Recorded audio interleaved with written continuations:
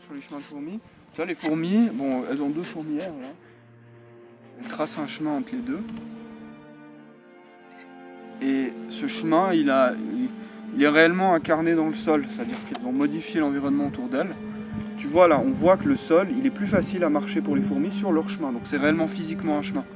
Tu vois, elles ont écarté les branches, elles ont nettoyé les trucs, elles ont aménagé un chemin. Et ces fourmis là, toutes celles qu'on voit, elles vont peut-être toutes mourir, être remplacées par une future génération, que le chemin sera toujours là. Ça veut dire quoi? Ça veut dire qu'elles ancrent des informations dans l'environnement, qu'elles se lèguent de génération en génération. Et peut-être dans 25 générations, il y aura toujours ce chemin, si les deux fourmilières sont stables, tiennent. Et c'est marrant parce que ça ressemble beaucoup à ce qu'on appelle la culture chez les humains. C'est-à-dire que chaque fourmi n'a pas fait le chemin, elles ont toutes contribué ensemble, elles vont se léguer de génération en génération le chemin. Alors c'est un chemin basique, c'est basique, n'empêche que c'est là. L'information du chemin va rester, la structure, la construction. Et ça, c'est complètement fou.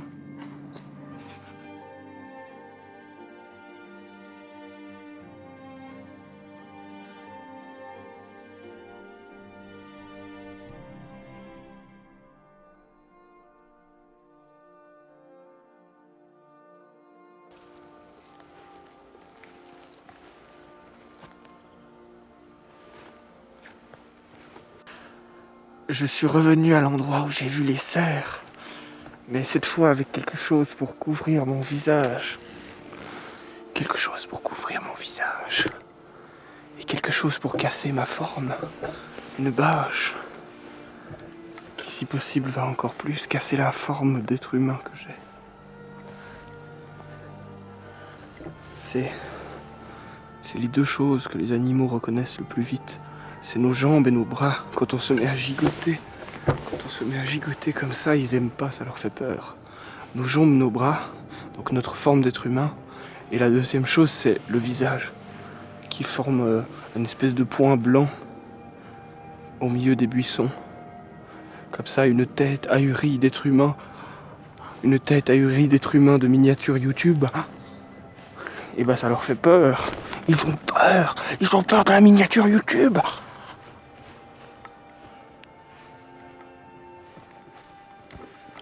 Les animaux sauvages, ils ont peur de la miniature YouTube, des êtres humains et leur visage ahuri dans les buissons et qui gigotent.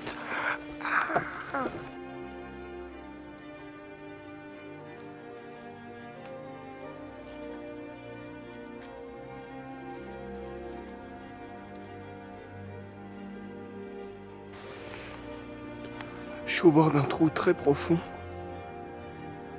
où l'an passé on avait vu qu'il y avait un cadavre de chevreuil. Enfin très profond, il fait quelque chose comme 8 ou 10 mètres, je sais plus. Mais là on n'arrive pas à voir le fond. Et ça me rend un peu triste d'imaginer ce chevreuil. Parce qu'il avait encore de la chair, il était en train de décomposer l'an passé. Donc ça veut dire qu'il était par là, il devait, je sais pas, gambader ou fuir quelque chose.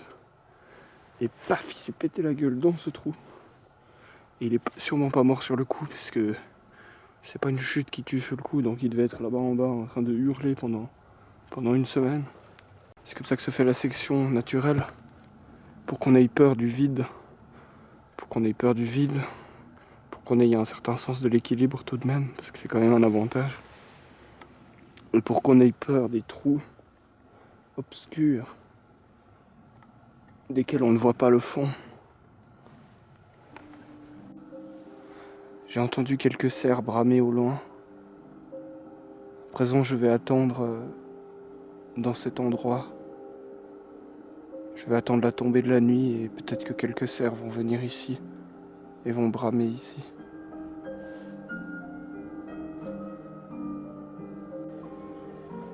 Eh ben, je crois que je ne verrai pas de cerfs ce soir.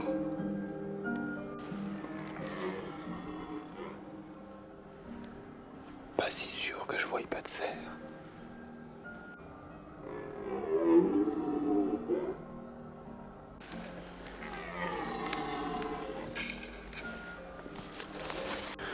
Je l'ai vu mais j'ai pas eu le temps de le filmer. Il était en haut de la colline. Et il a aboyé un coup parce qu'il m'a vu. Et là il a reculé un peu mais je sais pas s'il est parti très loin. Mais j'ai pas pu le filmer. Peut-être que si j'avais pas eu ma cagoule, je l'aurais vu avant et j'aurais pu le filmer. Mais là sans doute que je me suis déplacé alors qu'il me voyait. Et donc il faut que j'élargisse les yeux de ma cagoule. Ça me diminue trop le champ de vision. Ça sent très très fort le cerf de nouveau. Cette odeur de tome de chèvre, très fort. Ça sent très fort mais ça sent pas mauvais. J'entends les branches qui craquent, il devait être avec des femelles. Ou d'autres mâles.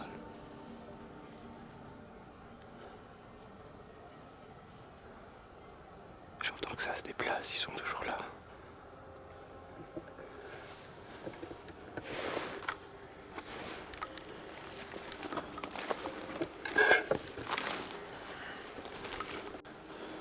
Il est passé par là, l'herbe est piétinée. Et ça sent de nouveau le cerf.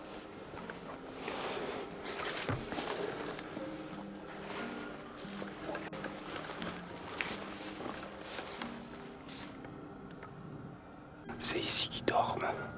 Tout est piétiné. Ils passent à travers une espèce de falaise.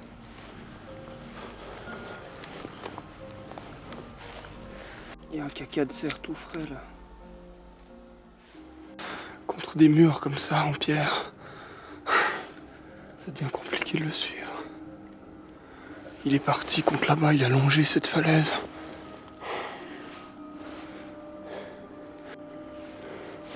Regardez ce mur en pierre comme il est beau. Tout plat d'un seul bloc. Tout plat et d'un seul bloc.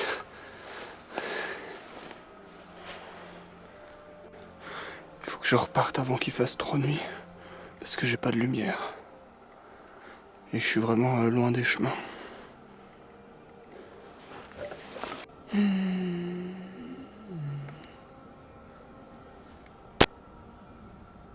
suis heureux de l'entendre bramer le cerf. Je suis heureux d'entendre qu'il existe encore. Et je suis heureux d'imaginer que, depuis son point de vue, il est en train de bramer comme ça, au milieu des rochers et des plantes. Il brame à la lune, et il entend les autres cerfs bramer. Bon, il brame pas tant à la lune que ça, parce qu'il n'y a pas de lune ce soir. En plus, il brame pas à la lune, il brame aux autres cerfs. Il leur dit « Je suis là, j'existe. Je suis !»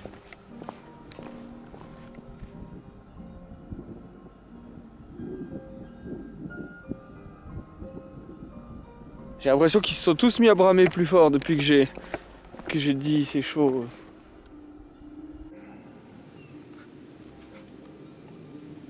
Je trouve vraiment que les cerfs, avec leurs grands bois comme ça, leur couronne, on dirait vraiment que c'est des seigneurs de la forêt. Ils ont vraiment la symbolique du seigneur de la montagne et de la forêt, je trouve. Ils sont grands, majestueux, et puis ils ont leur couronne là comme ça. C'est vraiment le symbole de... Ouais, c'est le roi de la montagne ici.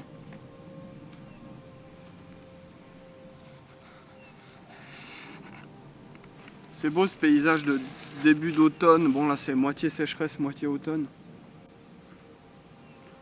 Bon, les avions ils sont infernales ici. T'as raison, je sais pas pourquoi, ils font tellement de bruit. C'est peut-être juste l'altitude mais... L'écho. Ouais, ou alors c'est juste qu'il y a tellement peu de pollution sonore que quand il y a un avion, c'est infernal. Mm. Il nous broie les oreilles. Avec ces grands réacteurs.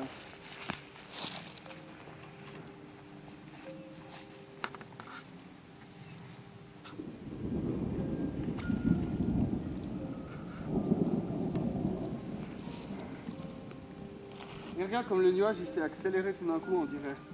Mm-hmm. Je sais pas si... Peut-être que je l'ai pas remarqué juste mais... On dirait que genre... quand il y a eu le tonnerre, ça a accéléré tout d'un coup les déplacements. Comme si ça avait libéré un espace qui devait être comblé là-bas plus loin.